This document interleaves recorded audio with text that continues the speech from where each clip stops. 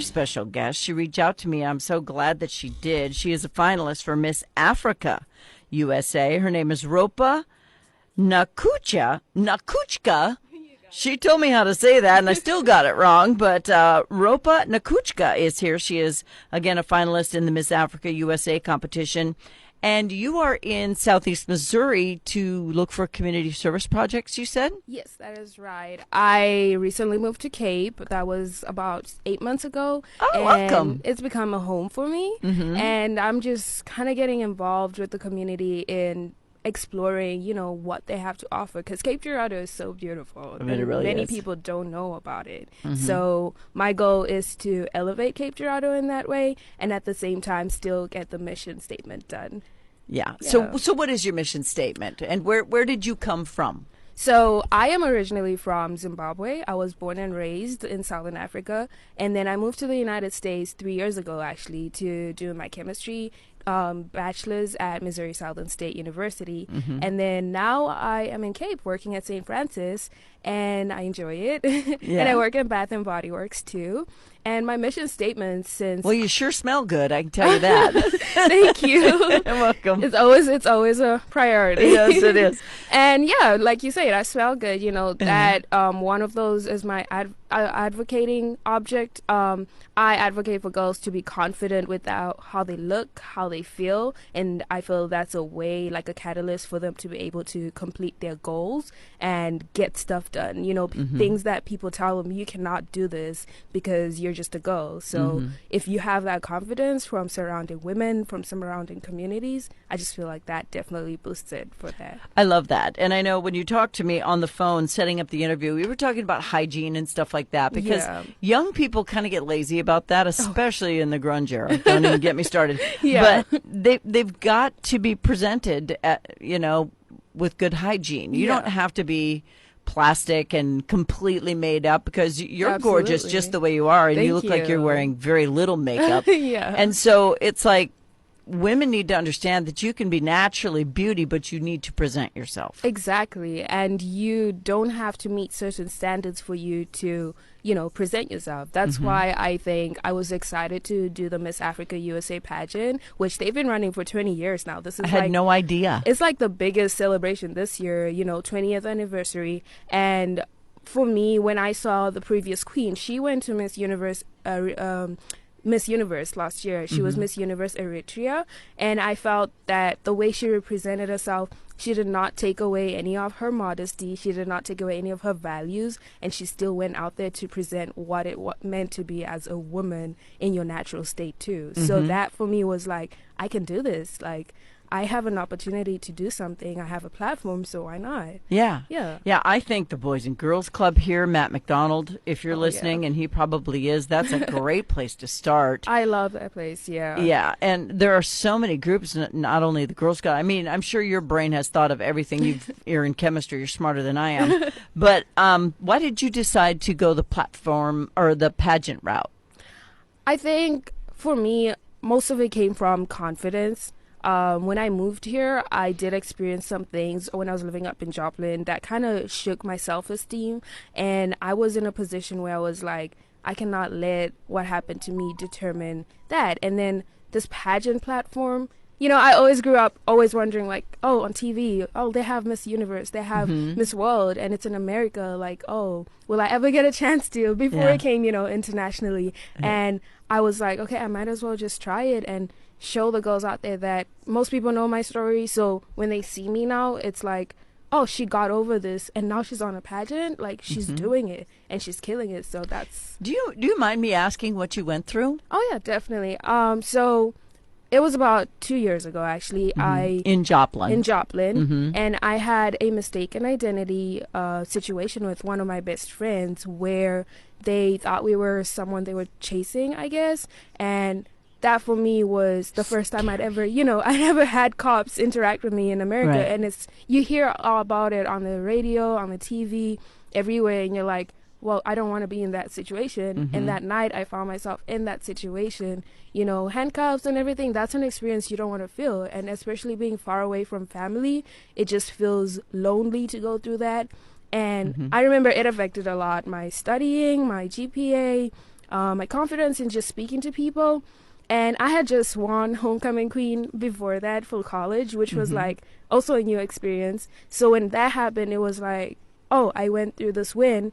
I guess I have to go through a low so that I can understand the importance of the win. How do I overcome that? And I'm so grateful because that's how I met the women community, like women in STEM, women in different places. A week before that, God did that. A week before that, I met them, and they were able to carry me through that, encouraging me like, hey, let's go out, let's go have lunch, you know, still putting my face out there so that I could understand the world does not end when a situation happens to me. Right. And you also have to remember, as a huge law enforcement supporter, if you look like somebody they're looking for, they're going to check you out. You know? Yeah, and that was something they explained to me, and they're like, hey, it was procedure, and they did like... It's still scary. You know, it's scary, but they still came up and tried to explain to me because I think they knew I'm not accustomed to the laws here. It's totally different, you know. So they wanted to make sure they explained that to me. At the same time, I was kind of like, you know, emotional. So I'm like, well, I don't want to hear that right now. So I'm just going to shut down from the world. I'm really grateful for the ladies that I met. Like, they just would not let me shut out from the world. They just kept pushing me, and they were like, hey, you need to push yourself back out there. You need to speak back, you know, speak about your experience. I didn't speak about it for over 2 years. I think I just recently did earlier this year. And that was only because I was just scared how it would be perceived, you know. Right. And I was... Well, you didn't do anything wrong. Yeah. So people's perception of you is going to be, she's in STEM. She is smart. Yeah. She is naturally beautiful. And she is going for this goal that a lot of little girls dream about when they're tiny.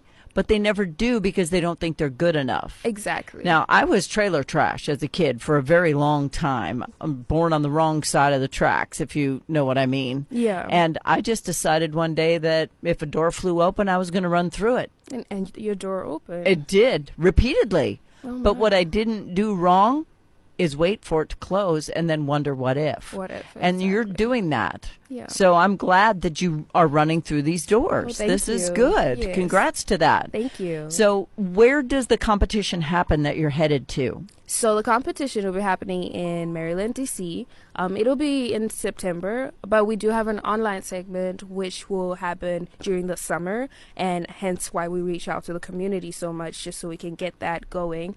And up to then, I'm just doing a few projects, like once every month, kind of trying to get engaged with the community. And yeah, it'll be in Maryland, D.C. So I think Cape Girardeau is the perfect place for you to do that because we have very little everybody looking at each other sideways going on here. It's just not like that in Cape Girardeau. Yeah. So I think doors are going to fly open for you for people to want to hear what you have to say. Absolutely. I've already had encounters with some beauty stores around, like Plush Salon, Aesthetics by Amelia, and I've had opportunities to talk to them. You know, the excitement seeing women in that position, wanting to put that message out there, like, yes, we can do this together as women. It just feels really good. It's ecstatic. What's included in the competition that you're headed to? What are, you know, like Miss America has interview, evening gown, swimsuit, onstage question.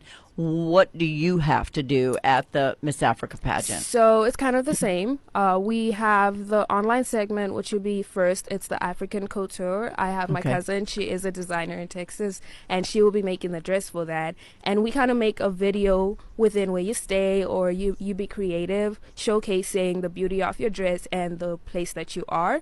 And what does your dress look like? Oh, it's a surprise. Oh, dang it. I'm like really excited because I'm using traditional it's African, a traditional though? Okay. It's a traditional material. Please tell me it's yellow or orange. Oh no. Oh, okay. That'll be the costume. Like, that's the next segment. So we do have on stage, we're gonna have the colors of Africa parade, and we're gonna have the traditional girl attire, and that's when we get to showcase all these costumes that we're getting made on our own time, and kind of like how it looks like, representing every country that you want to represent. And I'm so excited about that. Yeah. Like that, I see that on Miss Universe, I see that on Miss World, and I'm like, I get to do that. I get to do a big costume. So yeah. Very, very cool. Is there a swimsuit interview and stuff like that? So there is no swimsuit, which is one core value, I think, especially to the African community. We just don't do swimwears like that. And this is the one pageant I think that was appealing to me as a Christian girl. I just wanted the modesty aspect. I did the one that had an aerobic outfit instead. Exactly. That's what I did. Yeah. And we're going to do an interview on stage on the day. We arrived there earlier so we can train for that. And we're going to do the top 10 and the top 5 are going to be asked questions. We don't know the questions, but we're always prepared. And that is the goal. Like, that is what is going to happen. All right. So if people want to reach you or you want to reach them, how do they go about having you speak to them or become part of your community service project? So I have a nonprofit. It is called My Ropa Fadzo Foundation, and it's a mouthful. It is. So the easiest way people can always reach me is through Instagram or Facebook. Okay. And it's just Ropa Sandiswa, which will be on the line on my podcast there. And that is the best way someone can reach me and say, hey, I heard you and I want to get involved, or, hey, I want to see what we can do. Okay. And so you go off to this pageant when? I go off to this pageant September, the first week of September. Okay. So for the next 3 months now, it's not 4 months anymore, I will be here in Cape Girardeau, and I will be moving around St. Louis too, because there is a big Zimbabwean community there. And we do have a Zimbabwean community too here, which is mainly students. So mixing and matching between the two cities is what I'll be doing. I'm very excited for you. This is going to be such a life-changing event for you. What is it you want to ultimately do when you are done as you head into your career? So I want to develop things for girls, like hygiene products, because I believe chemistry is the basis of that. And, I'm fascinated by organic materials. I'm fascinated by just having something that does not cause you issues, because I've experienced some issues with some products. So it's, hey, I don't want a young girl to go through that. So for me, going forward, I want to build a foundation where if a girl needs something body care wise, which is my favorite thing to do, I can make it for them. That's awesome. Yeah. And I love that for you too, because a lot of times commercialized projects are made for white women. Yep. It's a fact. Oh yeah. And so you go to the store to find things for care for African or even mixed race. I have mixed race grandchildren, so I can never find anything for her hair. It is hard. I mean, it's hard to find it unless you go to a beauty supply, and it can be expensive. So I love that you're doing that. Thank you. You're very welcome. We're out of time. Anything you want to say as a last statement in the minute we have left? I am excited to be walking around Cape Girardeau streets. If you see me downtown, just say hi. If you see me anywhere, I will be wearing my sash, so you're welcome to take pictures too. And I can't wait to just get involved. Well, I'm very glad that you called me and got into just this giant audience that you have right now. Yeah. You're being heard all over from St. Louis to the Arkansas border. Oh, wow. So hopefully somebody will get a hold of you. Yes. And want you to come speak, or maybe just jump in and talk to the kids or whatever the case may be. Exciting. I love kids. School's almost out, so we may have missed that mark, but those small groups of kids who do meet where their parents are at work and they need somewhere to be, that's a good audience to get to inspire them to want to be like you. Absolutely. Because you are amazing. Thank you. I appreciate that. You're welcome. And please let me know how you do. Oh, yeah. I definitely will keep in touch with you and just, be asking for those tips. Yeah. You are a reigning queen, so I am a prior triple crown queen, so I know what I'm talking about when it comes to pageants, but this one is dissimilar from what I did. Yeah.